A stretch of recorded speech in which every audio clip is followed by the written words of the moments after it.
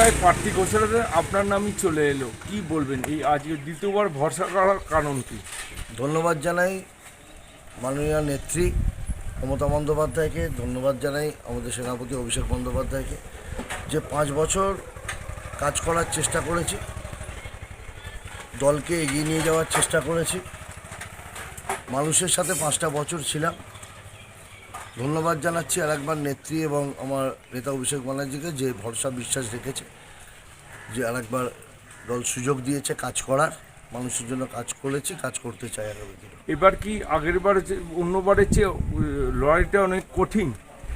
দেখুন, 2021-এর লড়াইটা আরও বড় কঠিন ছিল, কিন্তু 2026-এর যে লড়াই, আমার মনে হয় না যে লড়াই হবে বলে। কারণ যেভাবে বিজেপি এবং নির্বাচন কমিশন দুজনে যৌথভাবে এই বাংলার মানুষের নাম কাটবার চেষ্টা করেছে, বাংলার বৈধ ভোটার যারা, তাদের গণতান্ত্রিক অধিকার কেড়ে নিয়েছে, তাতে আমার মনে হয় যে বাংলার মানুষ অত অবুঝ নয়। বাংলার মানুষ উন্নয়ন দেখেছে, 15 বছর মমতা বন্দ্যোপাধ্যায়ের যে উন্নয়ন, তাতে বাংলার মানুষ মমতা বন্দ্যোপাধ্যায়ের সাথে থাকবে, আমার দৃঢ় বিশ্বাস। জেলায় দেখা গেল কিছু নতুন মুখ ইয়ং এসে এবং বয়স্ক অনেক বাদ গেছে, সে কারণ কি? আপনি জেলা সভাপতি যেহেতু, সেই কারণে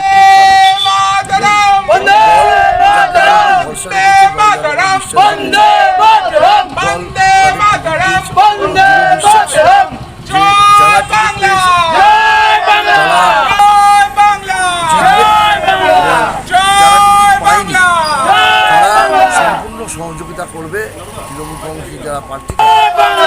সেক্ষেত্রে এখানে দেখা গেল বিধায়কের নাম লিস্টে আছে, সেক্ষেত্রে কি বলবেন?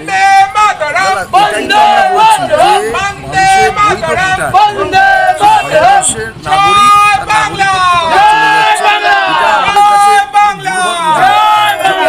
সরকার কেন্দ্রে আছে, জনদরদি, তারা অ্যাকচুয়ালি জনবিরোধী, তারা মানুষের গণতান্ত্রিক অধিকার ফেলে দিচ্ছে। যে সাথী খন্দকার, তার স্বামী যিনি সাংসদ ছিলেন, যিনি বিধায়ক ছিলেন, যিনি তিনবারের বিধায়ক সাথী খন্দকার, তার নাম অ্যাডজুডিকশনে আসে, এটা দুর্ভাগ্য ছাড়া কিছু হতে পারে না।